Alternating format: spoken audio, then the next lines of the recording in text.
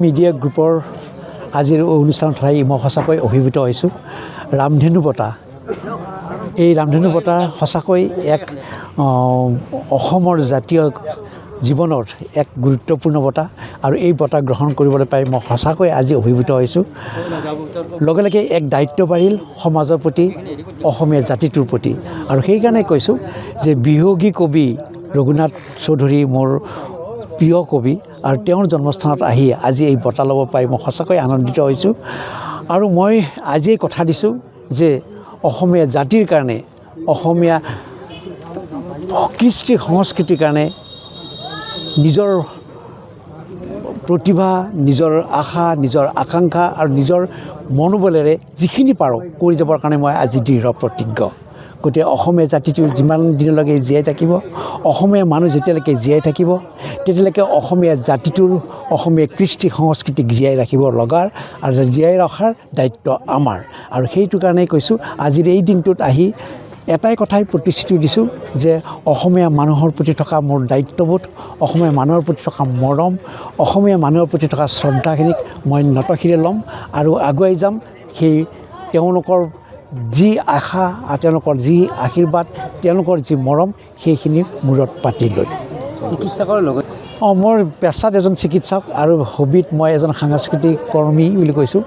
সংস্কৃতিৰ মাজত থাকি ভাল পাওঁ আৰু অসমীয়া জাতিটোক ভাল পাওঁ, অসমীয়া মানুহখিনিক ভাল পাওঁ। সেইকাৰণে অসমীয়া মানুহ আৰু অসমীয়া জাতিটোৰ কাৰণে মোৰ নিজৰ সাংস্কৃতিক সংগ্ৰামৰ দ্বাৰাই যিখিনি কৰিব পাৰোঁ কৰি যাম বুলি মই দৃঢ় প্ৰতিজ্ঞ। নৱপ্ৰজন্মৰ প্ৰতি মোৰ আশা আছে, আকাংক্ষা আছে আৰু নৱপ্ৰজন্মক কৈছোঁৱে যে তোমালোকে আগবাঢ়ি যোৱাৰ ক্ষেত্ৰত আমাৰ পৰা যিখিনি লাগে সেইখিনি আমি দিবলৈ সদায় দৃঢ় প্ৰতিজ্ঞ। তোমালোকৰ মাজতে এজন ভূপেন হাজৰিকা আছে, তোমালোকৰ মাজতে এজন জুবিন গাৰ্গ আছে, তোমালোকৰ মাজতে বিষ্ণু ৰাভা, জ্যোতিপ্ৰসাদ আছে। তাৰ কাৰণে আমাৰ যিখিনি সমল, সেই সমলখিনিক যদি তোমালোকে আগত লৈ আগবাঢ়ি যোৱা, নিশ্চয় আমি কোনো কৃপণালি নকৰোঁ। আমি আগুৱাই লৈ যোৱাৰ ক্ষেত্ৰত যৎ পৰনাস্তি চেষ্টা কৰিম যে অসমীয়া জাতিটোক জীয়াই ৰখাৰ ক্ষেত্ৰত তোমালোকৰ যি কৰ্তব্য সেইখিনি যাতে ভালদৰে পালন কৰি যাব পৰা। এই ক্ষেত্ৰত জুবিন মোৰ মৰমৰ, মোৰ অতি আদৰৰ, কিন্তু আজি অকালতে তেওঁক হেৰুৱালোঁ। মই জুবিনৰ ক্ষেত্ৰত এটাই কথা ক'ব খুজিছোঁ যে জুবিন অমৰ হৈ থাকিব, অমৰ কৰি আমি ৰাখিব লাগিব। কিন্তু আজিৰ এই দিনটোৰ যিটো প্ৰক্ষেপ বা আজিৰ পৰিপ্ৰেক্ষিতত যিটো কথা কৈছোঁ, জুবিনৰ ন্যায় আমি বিচাৰিমেই, জুবিনক আমাৰ ন্যায় লাগিবই। জুবিনক যি আমি হেৰুৱাব নলগা মানুহজনক আমি হেৰুৱাইছোঁ, সেই ক্ষোভ প্ৰত্যেকজন অসমীয়াৰ মাজত, বুকুৰ মাজত আছে। গতিকে সেই কথাখিনি আমি জীৱনত কেতিয়াও পাহৰিব নোৱাৰোঁ আৰু সেইকাৰণে আমি সকলোৱে ক'ম যে জুবিনৰ ন্যায় আমাক লাগিবই। অৰ্থাৎ সাহিত্য, সংগীত আৰু কলা এই তিনিওটা মানুহৰ জীৱনৰ অপৰিহাৰ্য অংগ। যাৰ শৰীৰত এই তিনিওটা গুণ নাই, তেওঁক নেজ আৰু শিং নাইকিয়া আৰু ঘাঁহ নোখোৱা পশুৰ লগত তুলনা কৰিছে সংস্কৃত সাহিত্যই। গতিকে আজি আমি নিমন্ত্ৰণ পাই আহিছিলোঁ বিহগী মিডিয়া গ্ৰুপে আয়োজন কৰা যি ৰামধেনু বঁটা প্ৰদান অনুষ্ঠান, ইয়াত এটা বৌদ্ধিক বিকাশ হৈছে।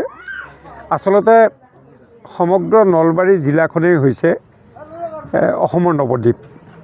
গতিকে নলবাৰীৰ মই মাজতে এটা প্ৰবন্ধ লিখিছিলোঁ, সংস্কৃত পণ্ডিত নলবাৰীৰ লিখি পেলাই মই প্ৰায় 3 পৃষ্ঠামান লিখিও মই শেষ কৰিব নোৱাৰিলোঁ নলবাৰীৰ সংস্কৃত পণ্ডিত।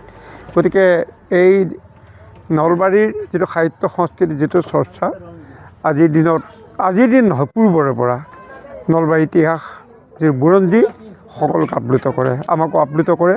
আমি নলবৰীয়া মানুহক শ্ৰদ্ধা ভক্তি কৰোঁ আৰু সদায় সমাজৰ কথা বতৰা কথা সাৱধানে কওঁ, কাৰণ নলবাৰীৰ মানুহৰ অধ্যয়ন আছে।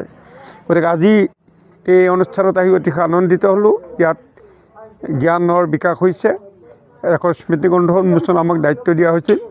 অতি সুন্দৰ কলেবৰৰ এখন স্মৃতিগ্ৰন্থ উন্মোচন কৰা হৈছে। লগতে যি বঁটা প্ৰদান কৰিছে, আচলতে বঁটা, সন্মান, উপাধি এইবিলাকে মানুহৰ জীৱনলৈ কাম কৰিবৰ কাৰণে প্ৰেৰণা যোগায় আৰু বাচি থকা একোটাত সমল। আপুনি যদি 90 বছৰ বয়সৰ মানুহজনক যদি আজি মৰো কালি মৰো হৈ থাকে, তেখেতক যদি এটা উপাধি প্ৰদান কৰে বা বঁটা প্ৰদান কৰে, আৰু 2 বছৰ তেখেত জীয়াই থাকিব। এই গতিকে এইটো হ'ল আমাৰ ভাৰতীয় সংস্কৃতিত এইটো এটা পৰম্পৰা আছে শ্ৰদ্ধা নিবেদন কৰাৰ। আজি ইয়াতে কেইবাগৰাকী বিশিষ্ট ব্যক্তিক বঁটা প্ৰদান কৰিছে। গতিকে এনেধৰণৰ অনুষ্ঠানে সমাজলৈ ইতিবাচক চিন্তাধাৰা কঢ়িয়াই আনে আৰু মই ভাবিম বিহগী মিডিয়া গ্ৰুপে যি কাৰ্যসূচী হাতত লৈছে সৰ্বাংগ সুন্দৰ হৈছে। ভৱিষ্যতেও এনেধৰণৰ অনুষ্ঠান প্ৰতিষ্ঠান কৰি মানুহক প্ৰেৰণা দিব, মানুহক উৎসাহ দিব, মানুহক উদ্দীপনা দিব, এই মই আশা কৰিছোঁ।